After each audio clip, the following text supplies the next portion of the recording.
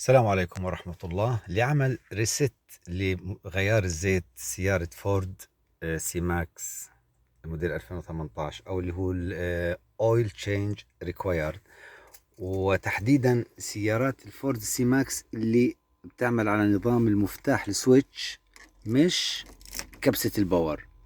سويتش تحديدا مختلفة طبعا طريقتها عن كبسة الباور.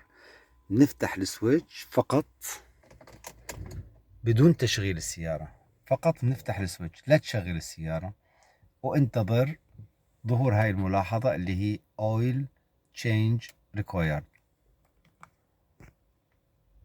الآن على دعسة البريك والبنزين بنفس الوقت وبنفس اللحظة بدعس عليهم الثنتين والسويتش مفتوح بدون تشغيل السيارة، بكبس عليهم مع بعض وبراقب شو راح يطلع لي هون.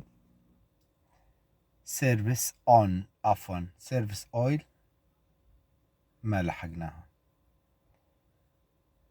وظل داعس برجلي، ما بشيل رجلي ابدا عن دعستي البريك والبنزين لحتى تطلع انه سيرفيس اويل ريست كومبليت، تمت العملية. والسلام عليكم ورحمة الله.